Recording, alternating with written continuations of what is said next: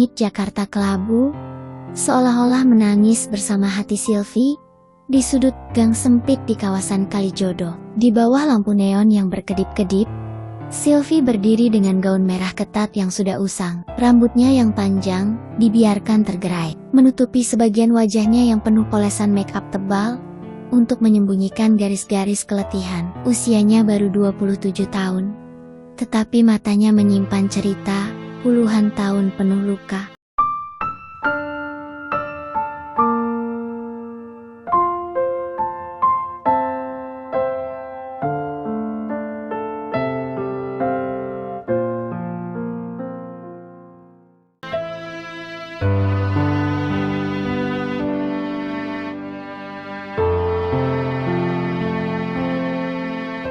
Malam ini, seperti malam-malam sebelumnya, dia menanti pelanggan di trotoar yang bau got dan asap rokok. Sylvie bukanlah nama aslinya.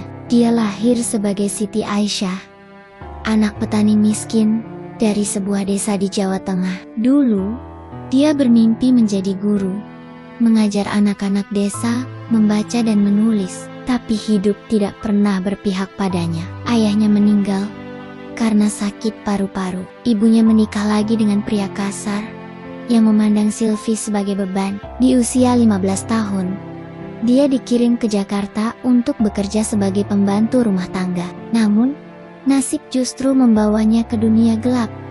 Ini dunia yang dia benci, tetapi tak bisa lepas darinya.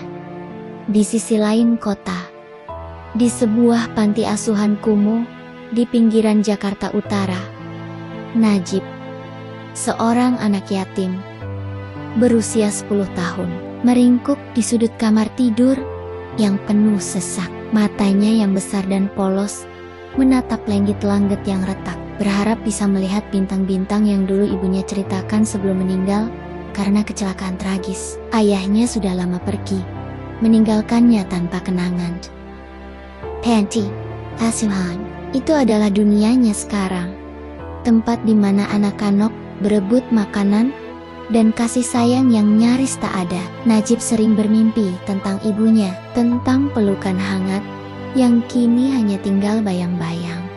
Malam itu, takdir mempertemukan Sylvie dan Najib di bawah kejamnya kota metropolitan. Sylvie, yang sedang berjalan pulang setelah malam yang melelahkan, melihat seorang anak kecil duduk di trotoar, memeluk lututnya sendiri. Wajahnya kotor, bajunya compang-camping, dan matanya penuh ketakutan. Itu Najib yang kabur dari panti asuhan setelah dipukuli oleh pengurus karena mencuri sepotong roti untuk adik angkatnya yang kelaparan.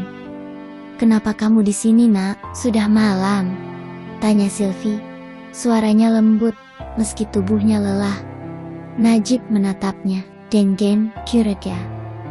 Tapi ada sesuatu dalam nada Sylvie yang membuatnya merasa aman. Aku nggak mau balik ke panti. Mereka jahat," katanya dengan suara gemetar. Sylvie menatap anak itu. Ada luka di wajahnya, lebam di lengannya, dan ketakutan yang begitu nyata di matanya. Sesuatu dalam hati Sylvie bergetar. Dia tahu bagaimana rasanya ditinggalkan, diabaikan, dan dihancurkan oleh dunia. Tanpa berpikir panjang, dia mengulurkan tangan. "Ayo ikut aku." "Kamu gak boleh di sini sendirian." Najib ragu, tapi akhirnya menggenggam tangan Sylvie. Malam itu, di tengah hiruk-pikuk kota yang tak pernah peduli, sebuah ikatan tak terduga mulai terbentuk. Sylvie membawa Najib ke kontrakannya yang sempit, sebuah kamar kecil dengan kasur tipis dan dinding yang berbau lembab. Dia memberi anak itu makan, meski hanya nasi sisa dan telur dadar. Najib melahapnya dengan lahap, seolah-olah itu makanan terenak yang pernah dia cicipi. Namun, keputusan Sylvie untuk membawa Najib bukan tanpa konsekuensi. Dunia tempat Sylvie hidup penuh dengan bahaya. Bosnya, seorang germo kejam bernama Jaka, tidak suka Sylvie membuang waktu untuk urusan yang tidak menghasilkan uang. "Kamu pikir kamu siapa? Bawa anak gelandangan masuk ke sini. Fokus kerja, atau aku pastikan kamu gak punya tempat lagi di sini," bentak Jaka. matanya penuh ancaman. Sylvie menunduk, tapi hatinya memberontak. Dia tahu, Jaka bukan orang yang main-main. 2 tahun lalu, seorang temannya yang mencoba kabur dari dunia ini ditemukan tewas di pinggir kali, tubuhnya penuh luka. Tapi, setiap kali Sylvie melihat wajah Najib, dia merasa ada harapan sesuatu yang sudah lama mati dalam dirinya. Hari-hari berikutnya, penuh dengan ketegangan. Sylvie bekerja lebih keras, menerima lebih banyak pelanggan untuk membayar sewa dan kebutuhan. Najib, dia menyembunyikan anak itu dari Jaka dan tetangga yang suka mengintip. Najib, meski masih takut, mulai mempercayai Sylvie. Dia memanggilnya Kak Sylvie dan sering bertanya, "Kak, aku boleh tinggal sama kakak selamanya kan?" Pertanyaan itu seperti pisau yang menusuk hati Sylvie. Dia ingin menjawab ya, tapi dia tahu dunia yang dia jalani bukan tempat untuk seorang anak. Konflik batin Sylvie semakin memuncak. Dia ingin melindungi Najib, tapi bagaimana caranya? Dia sendiri adalah budak dari dunia yang kejam ini. Malam itu, ketika Sylvie pulang dengan tubuh penuh lebam, setelah melayani pelanggan yang kasar, Najib masih terjaga, menunggunya di sudut kamar. "Kak, kenapa kakak sedih?" "Aku bikin kakak sedih." "Ya?" tanyanya dengan mata berkaca-kaca. Sylvie memeluknya erat, air matanya jatuh tanpa suara. "Bukan kamu, nak. Bukan kamu." Bab ini berakhir dengan Sylvie yang terbaring di kasur, menatap lenggit-lenggit sambil memikirkan masa depan Najib. Dia tahu, dia harus menemukan jalan keluar, bukan hanya untuk dirinya, tapi untuk anak kecil yang kini menjadi alasan dia bertahan hidup. Namun, bayang-bayang Jaka dan dunia kelam yang mengikatnya terus menghantui, membuatnya bertanya-tanya, apakah dia benar-benar bisa mengubah nasib mereka? Hari-hari berlalu, dan kehidupan Sylvie semakin sulit. Dia bekerja hingga larut malam, kadang-kadang sampai fajar, hanya untuk memastikan Najib bisa makan dan memiliki pakaian yang layak. Kontrakan kecil mereka mulai terasa seperti rumah. Meski sederhana, Sylvie membelikan Najib buku-buku bekas dari pasar loak, dan anak itu belajar membaca dengan penuh semangat. Matanya berbinar setiap kali dia berhasil membaca sebuah kata baru, dan Sylvie merasa hatinya menghangat melihat senyum Najib. Namun, dunia luar tidak pernah berhenti menguji mereka. Jaka semakin curiga dengan aktivitas Sylvie. Dia mulai mengintai kontrakan Sylvie, mencium sesuatu yang tidak beres. Suatu malam, ketika Sylvie sedang bekerja, Jaka menyelinap ke kontrakan dan menemukan Najib. "Jadi, ini rahasia kecilmu ya?" katanya dengan senyum licik. "Kamu pikir kamu bisa main-main di belakangku?" Najib, yang ketakutan, bersembunyi di bawah kasur. Tapi Jaka menyeretnya keluar. "Kalau Sylvie nggak nurut, aku tahu apa yang harus kulakukan sama kamu." "Bocah," ancamnya sebelum pergi, meninggalkan Najib yang gemetar ketakutan.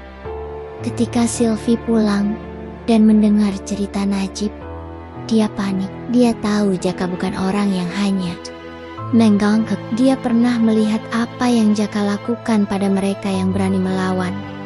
Pukulan, ancaman, bahkan kematian.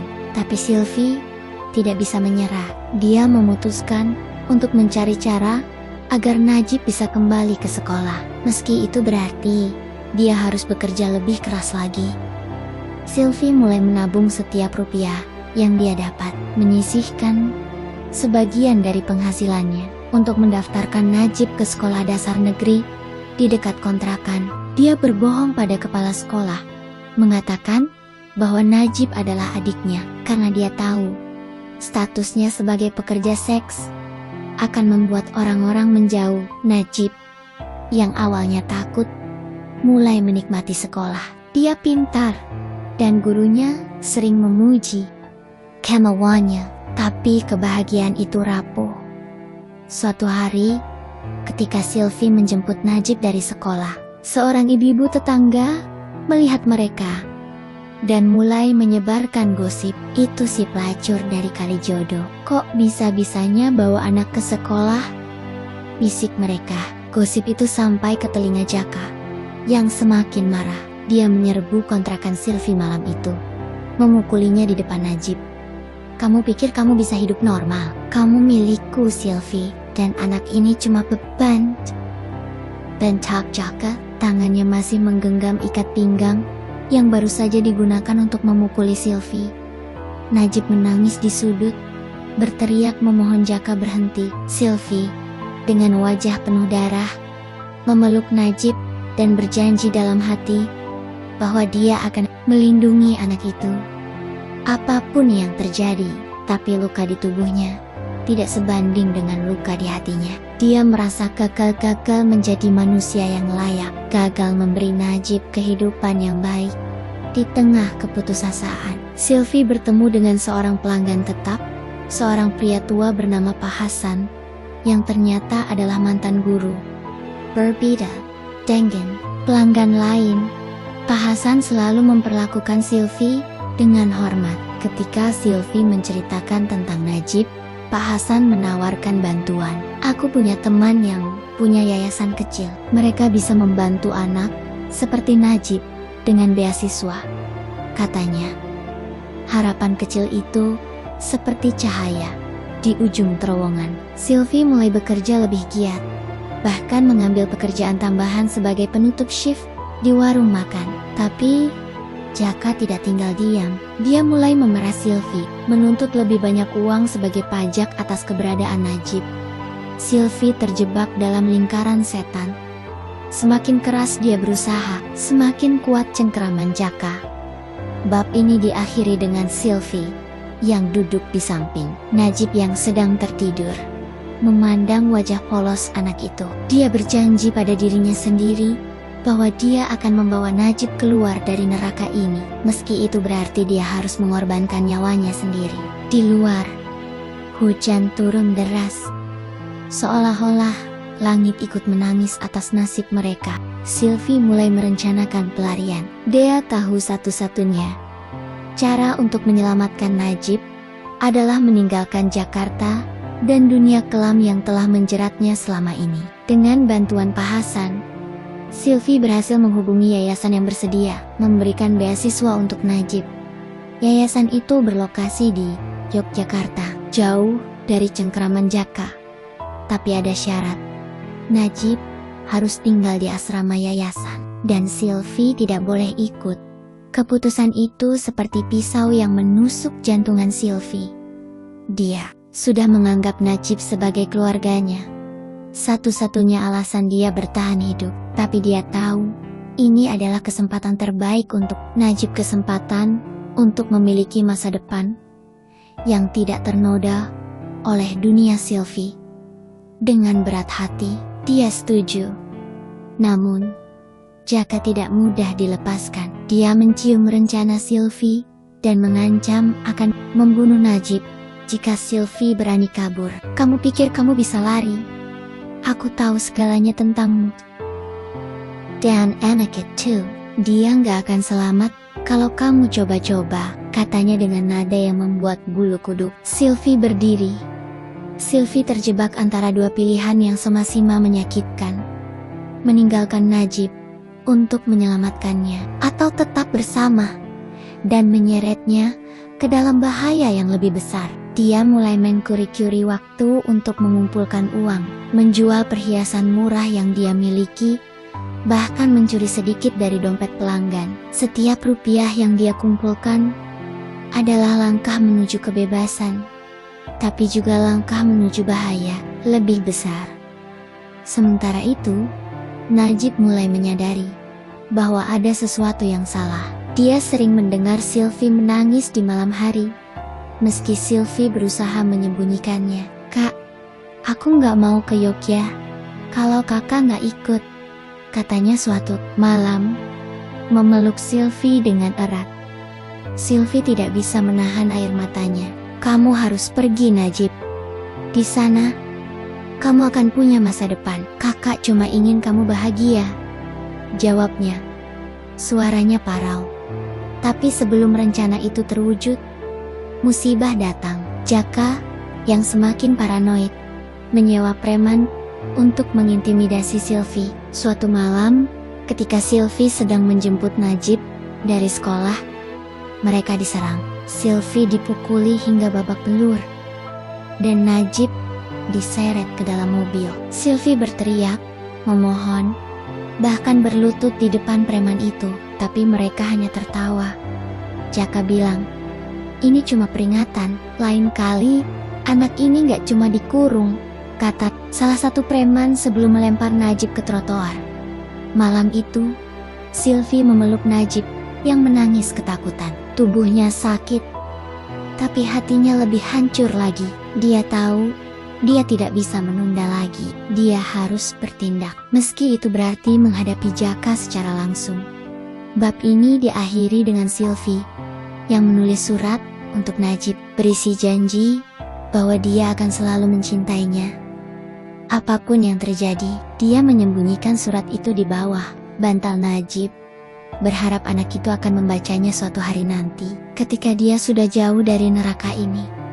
Sylvie tahu dia tidak bisa melawan Jaka sendirian. Dia menghubungi Pak Hasan, satu-satunya orang yang dia percaya. Pak Hasan, meski sudah tua dan lemah, memiliki koneksi dengan beberapa aktivis yang bekerja untuk menyelamatkan perempuan dari dunia prostitusi. Mereka setuju untuk membantu Sylvie, tapi dengan risiko besar. Mereka harus menghadapi Jaka dan jaringannya yang memiliki backing dari oknum polisi dan pejabat lokal. Rencana dibuat dengan hati-hati. Sylvie akan berpura-pura patuh pada Jaka, sementara aktivis mengumpulkan bukti untuk melaporkan Jaka ke polisi yang masih bersih. Najib, sementara itu, akan diam-diam dikirim ke Yogyakarta dengan bantuan yayasan. Tapi rencana itu tidak berjalan mulus. Jaka, yang semakin curiga, memasang mata-mata untuk mengawasi Sylvie. Ketika dia tahu Sylvie berhubungan dengan aktivis, dia mengamuk. Dia menyerbu kontrakan Sylvie di tengah malam, menyeretnya ke gudang tua di pinggir kota. Di sana, Sylvie dipukuli dan diancam dengan pistol. "Kamu pikir kamu bisa main-main sama aku? Aku akan hancurkan hidupmu, dan anak itu akan kubunuh," teriak Jaka. Sylvie, meski ketakutan, menolak menyerah. "Lakukan apa saja padaku, tapi jangan sentuh Najib," katanya dengan suara gemetar tapi penuh tekad. Sementara itu, Najib, yang seharusnya sudah dalam perjalanan ke Yogyakarta, kabur dari pengawalan aktivis karena dia tidak mau meninggalkan Sylvie. Dia menyelinap ke gudang tempat Sylvie disekap, hanya untuk menjadi saksi kekejaman Jaka. Melihat Najib, Jaka tertawa. "Jadi, ini anak kesayanganmu?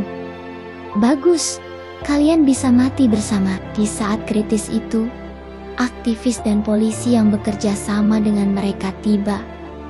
Pertarungan sengit terjadi. Sylvie, dengan sisa tenaganya, melindungi Najib dari tembakan liar. Daya terluka parah, tapi berhasil menyelamatkan Najib. Jaka akhirnya ditangkap, dan jaringannya mulai dibongkar. Sylvie dilarikan ke rumah sakit, tapi dokter mengatakan luka-lukanya sangat parah.